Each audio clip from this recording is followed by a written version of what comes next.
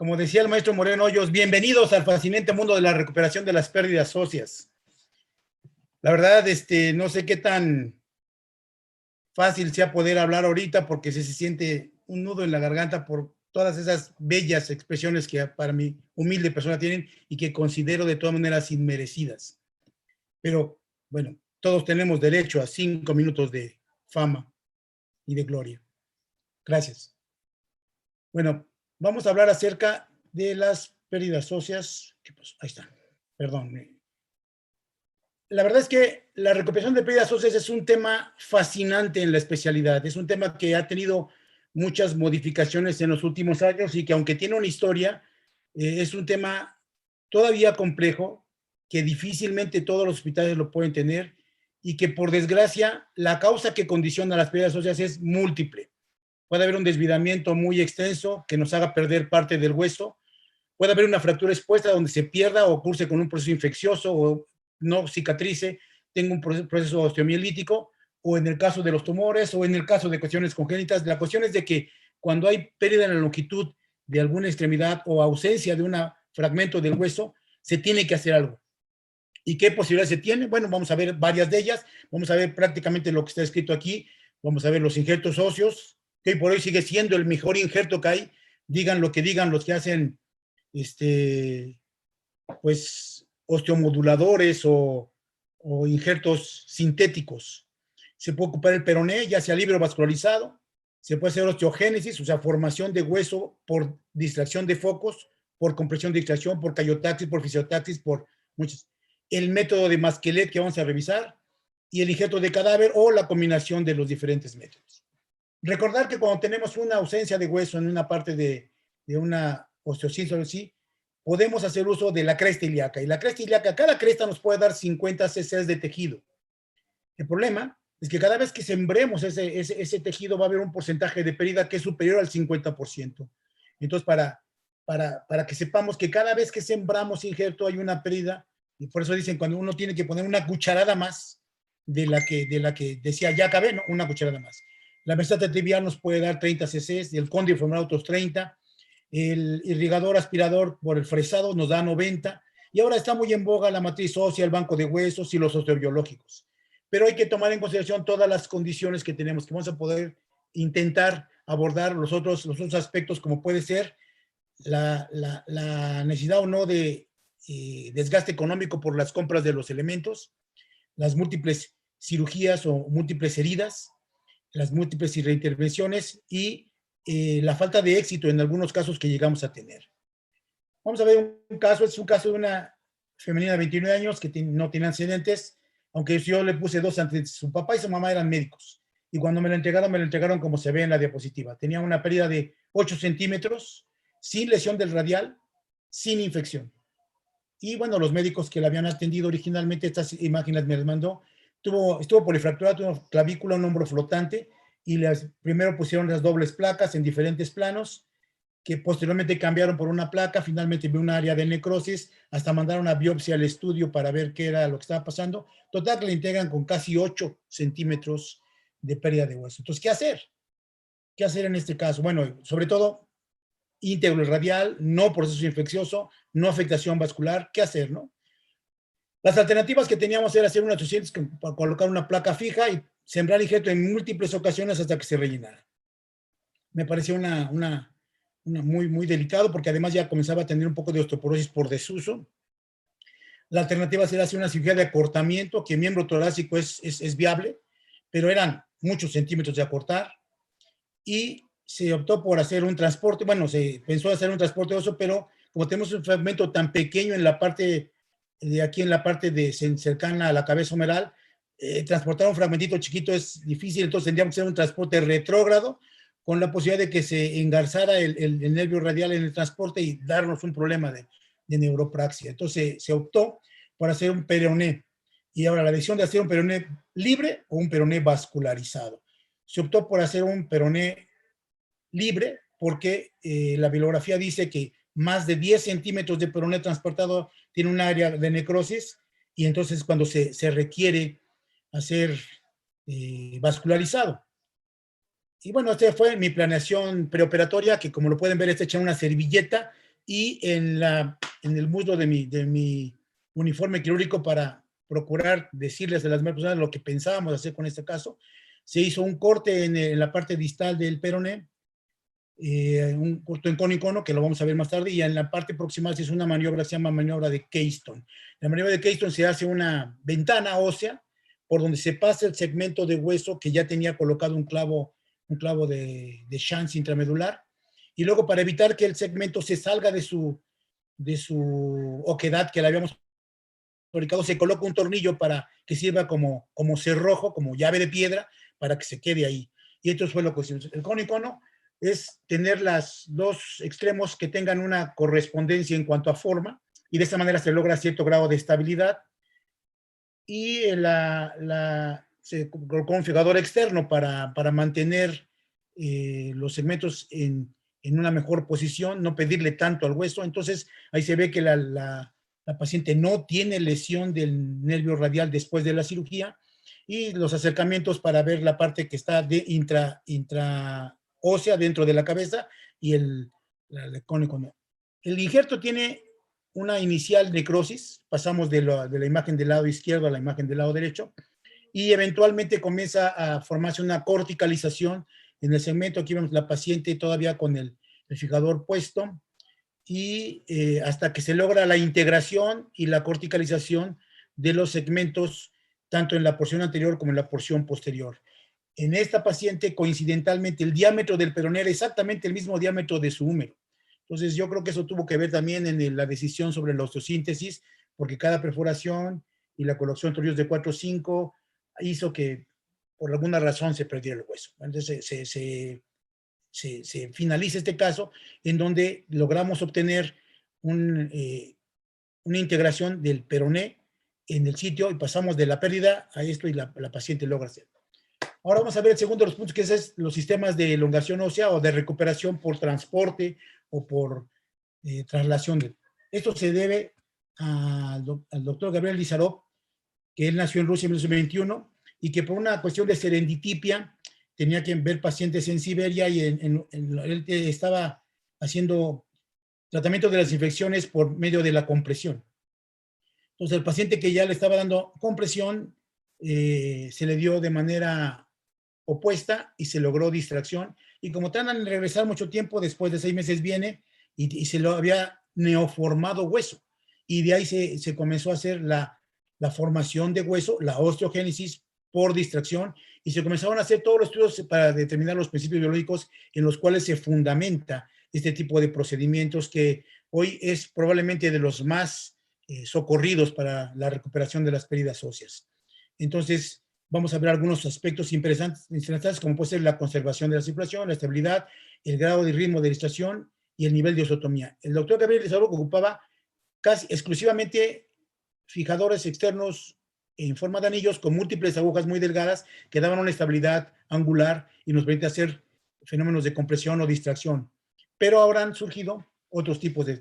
Este es un caso que el doctor Hernández Mujica me hizo favor de prestar, en un paciente que tuvo una fractura expuesta. Aparentemente parte del segmento se había salido del cuerpo del paciente, finalmente lo recolocan, pero al momento de hacer la osteosíntesis en el posoperatorio mediato, tiene un área de necrosis donde el desvidamiento extenso nos deja una pérdida ósea. Pérdida que se pretende recuperar mediante una osteotomía subtrocantérica, mediante la colocación de un fijador y un transportador de tipo de Bastiani. Nótese que el fragmento cercano a la rodilla es muy pequeño y teníamos más o menos 10 centímetros que recuperar de la longitud. Se tiene que apoyar en tibia para evitar que tenga tanta solicitación en el segmento pequeñito de los cóndilos, y el transporte se va haciendo 1 milímetro por día, haciendo un regenerado, un neoformado óseo que eventualmente tiene que corticalizar y nos permite ya tener una radiometría de miembros pélvicos donde se demuestra que la longitud se ha recuperado. Por supuesto que para poder determinar el momento oportuno para el retiro de los fijadores externos, uno tiene que calcular más o menos 1 mes por cada centímetro conseguido para que tenga una corticalización correcta. Porque ese neoformado es un neoformado que al principio no está corticalizado y que puede llegar a deformarse. El siguiente método que vamos a ver dentro de los métodos de compresión-distracción es el método de Hebel. El método de Hebel es un método donde tenemos una fractura expuesta, un área cruenta o un proceso infeccioso que requiere un problema cutáneo, en donde se hace un acortamiento inicial en esa área, como se ve en esta imagen de aquí, y posteriormente se planea la recuperación de la longitud en la parte metafisaria proximal, en el caso de la tibia. Entonces, este es un caso en donde un paciente tuvo una fractura expuesta, desarrolló un proceso infeccioso, puede ser una regresión amplia y se hace la recuperación de la longitud perdida mediante acortamiento inicial en el sitio de la lesión para que exista cierre de la herida y unión en esa parte y recuperación en la parte metafisaria proximal anexa. Este es otro caso, un paciente joven, desafortunadamente gente joven, es un paciente que tuvo una fractura expuesta, donde tuvo una lesión por rodamiento que le condicionó una fractura segmentaria de tibia, en donde por fortuna la lesión de peroné era mínima y el peroné no sirve porque nos va a dar la longitud que necesitamos. Se hizo esta osteosíntesis, que es muy fácil criticarla a posteriori, pero bueno, a final de cuentas, eso fue lo que tenía. El problema es que después de múltiples VACs, desvidamientos, se desarrolló una necrosis ósea de casi todo el segmento diafisario de la tibia. Entonces, en una cirugía de rescate, que es donde quedan todas estas cirugías, se tiene que retirar todo ese segmento no viable de hueso y te quedamos con una pérdida de 32 centímetros. Y entonces, en un segmento metafisario proximal muy pequeño y un segmento metafisario distal también muy pequeño. Una alternativa hubiera sido centrar el peroné y esperar una tibialización de peroné, un engrosamiento de las corticales, pero yo considerábamos que era mucho lo que tenía que pedirse en este caso y se optó, a pesar de todas los en contra, en hacer un transporte de este segmento metafisario distal de manera retrógrada.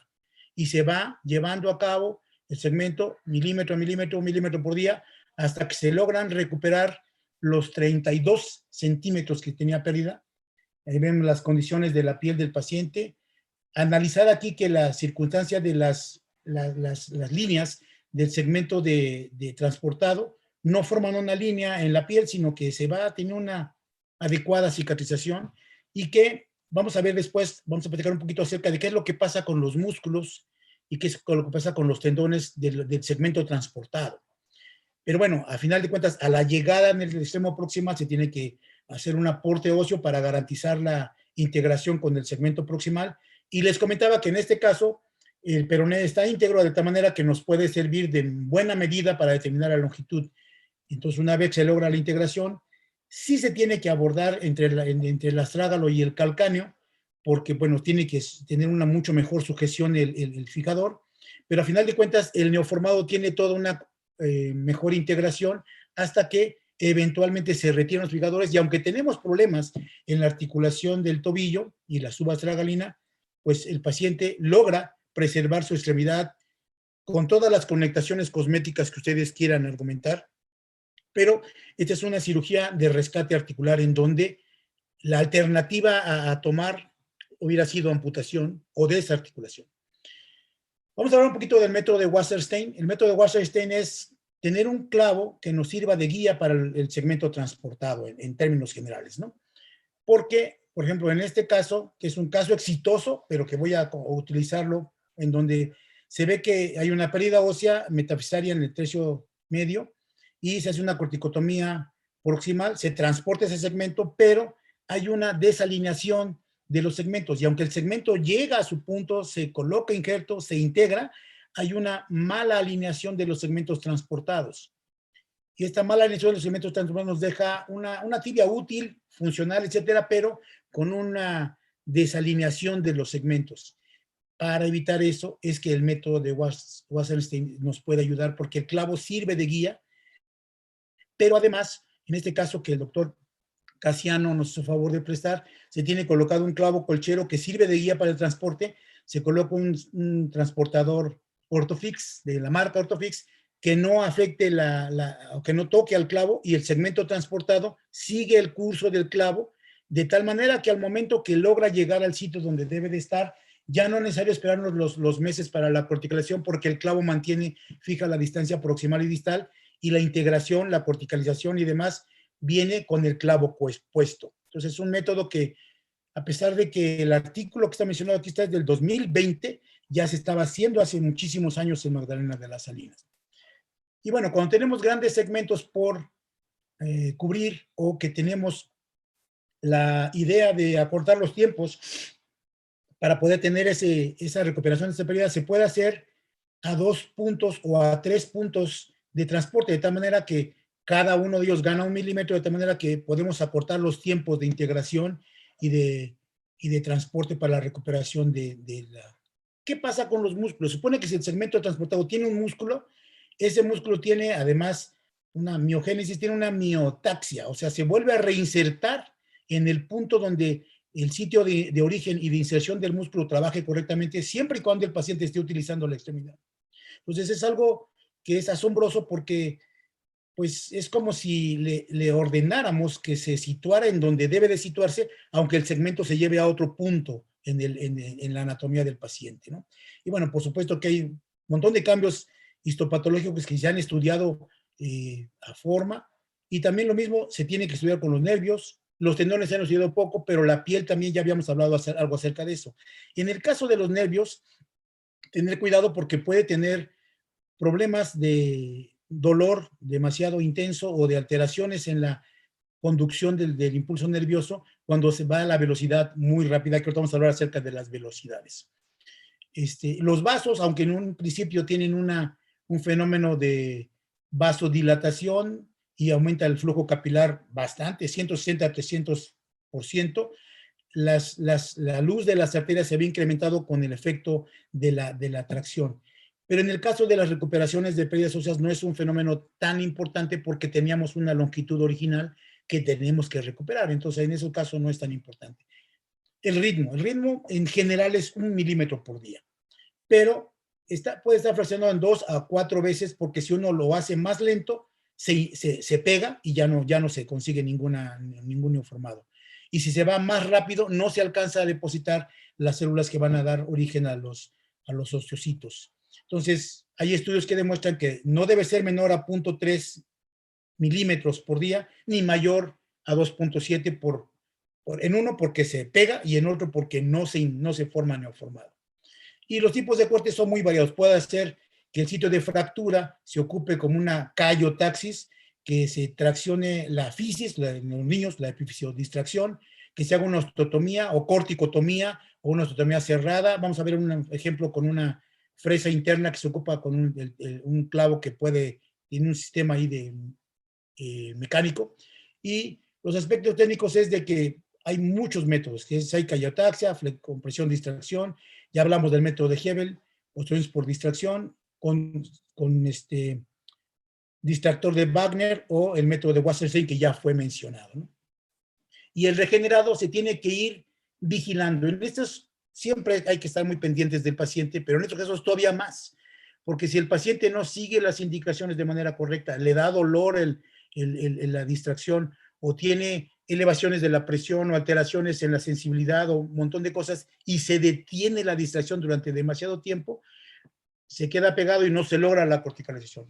Aunque no veamos el avance, en un principio hasta a veces cuando uno va demasiado rápido dice, hijo, no se me está formando nada, pero hay que darle tiempo para que llegue a ver el neoformado. Entonces, pues, hay muchas clasificaciones de lo que es el regenerado, si se forma radiográficamente visible, si es bicóncavo, si tiene igual diámetro de la parte donde estamos transportando, si va a llegar correctamente a donde queremos, o si tiene imágenes atróficas. Entonces, es importante reconocer que en estos casos la recuperación de la pérdida tiene que estar muy, muy acompañada de la imaginación, cómo va a quedar al final el segmento transportado, si va a tocar el área que queremos y si pues hay que tomar en consideración mucho las complicaciones. Cuando salieron los primeros artículos que hablaban acerca de recuperación de pérdidas, decían, no tengo complicaciones. Y la verdad sabemos que todos los pacientes tienen por lo menos alguna de las complicaciones. Algunas tienen procesos infecciosos en la entrada o salida de los clavos, puede haber refracturas en los sitios de las perforaciones, síndrome compartimental, infección, necrosis cutánea o infecciones del tejido óseo, contracturas o debilidades musculares, puede elevarse la presión a los pacientes, pues que están muy pegados a ellos, puede dar edema, trombosis, síndrome doloroso regional complejo, trastornos neurológicos y muy importante, por eso hay que estar muy pegados al paciente, explicarles perfectamente que esto no son no son cirugías normales o habituales, son cirugías de salvamento en donde la alternativa era perder la extremidad.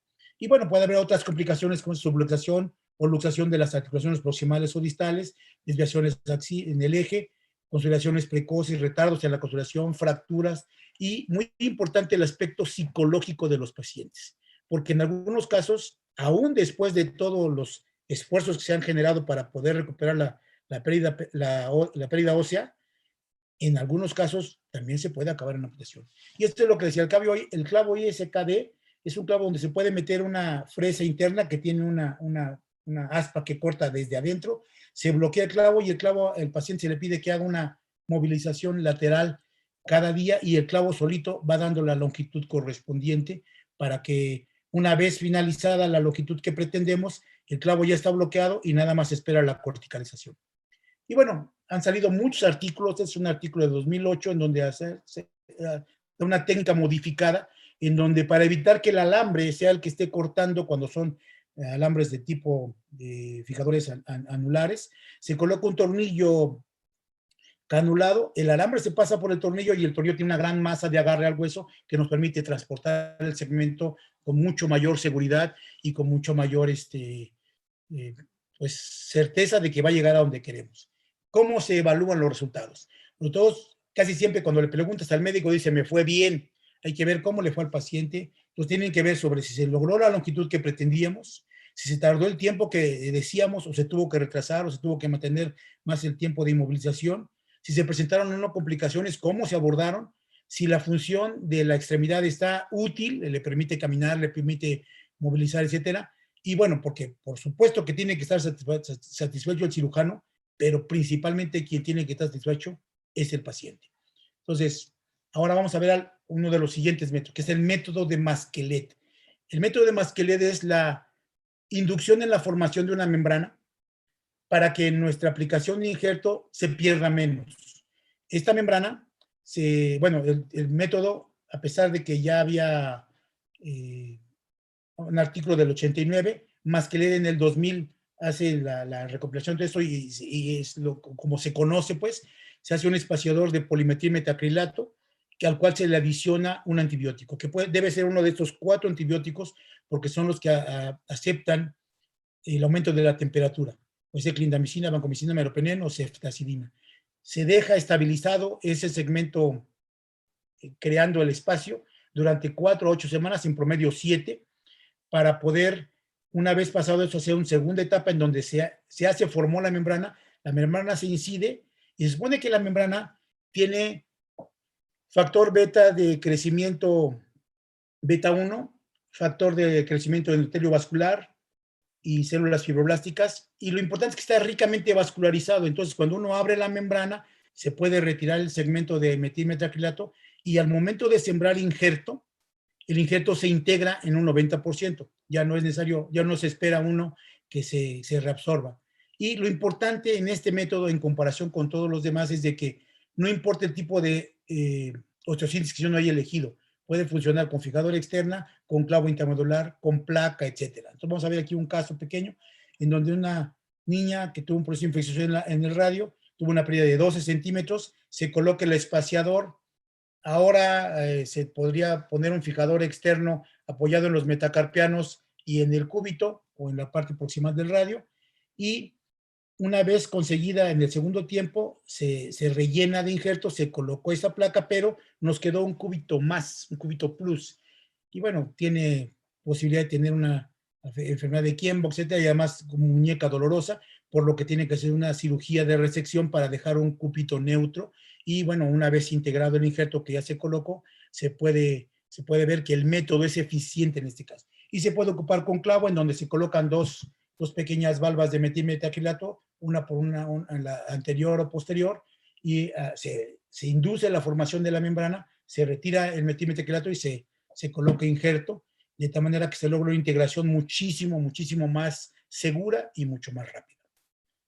Bueno, yo no tengo ninguna experiencia en la recuperación de pérdidas utilizando injerto de cadáver, pero el doctor Rodolfo Pastelín de Michoacán me hizo favor de prestar este caso en donde tenía un proceso infeccioso a nivel del tercio medio húmero, se consigue el segmento de cadáver que se coloca en este caso con algunos osteobiológicos tanto en el foco proximal como en el foco distal del injertado, y después de un año se logra una integración importante. Aquí lo interesante es de que los injertos que provienen de cadáver tienen que tener, primero que nada, una seguridad de que ese banco es confiable y que está liofilizado, que está esterilizado, que se han hecho todos los estudios que no había ninguna enfermedad de transmisión a través del injerto. Y segundo, que los costos son caros. Desconozco los costos, pero sé que no son baratos.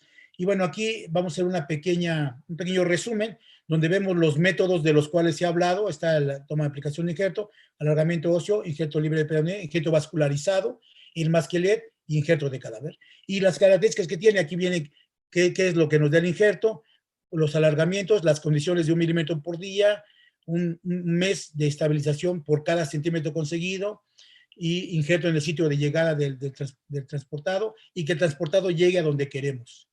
El injerto libre de peroné, cuando son lesiones de menos de 10 centímetros, el vascularizado cuando son más de 10 centímetros, y que se requiere de alguien que tenga experiencia en la identificación de los vasos y de las arterias y las venas. El método de Mascalet que acabamos de mencionar, con la inducción de la membrana a las 7 semanas y las condiciones y el injerto de cadáver, en donde las necesidades que tenemos que están marcadas en esta línea, y las ventajas que cualquiera de ellos nos puede ser eficiente, y hay que estar muy al pendiente primordialmente de las complicaciones. En el caso del injerto, las incisiones, cada una de ellas tiene su posibilidad de sangrado, infección y demás. En el alargamiento óseo, ver que no tenga ninguna de las complicaciones que a fondo hemos revisado. Y el injerto libre de peroné, ver que va a haber una necrosis inicial, pero después integración. Y el injerto vascularizado, el tiempo prolongado de cirugía y la necesidad de un cirujano que tenga experiencia en estas cuestiones vasculares. Y el masquelet, que pueda haber retraso en la integración y por eso tenemos que estar al pendiente. Y los injertos de cadáver, sobre todo los costos. Aunque les repito, carezco de experiencia en injerto de cadáver. Entonces, a manera de conclusión, y se pudiera concluir esto, entonces, eso es un reto. La recuperación de una pérdida es un reto.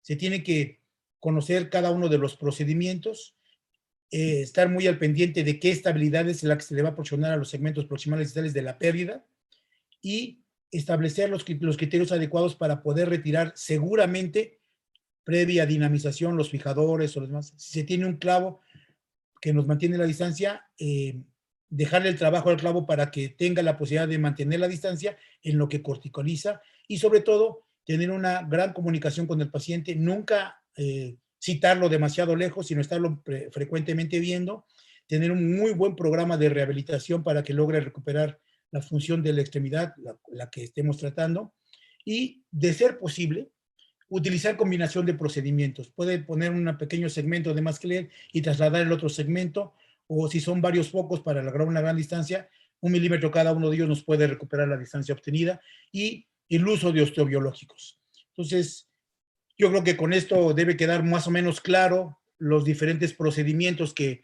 están en la actualidad como posible de las pérdidas óseas y en la recuperación de las pérdidas óseas. Si hubiera alguna pregunta o algún comentario, este es el momento. Muchas gracias.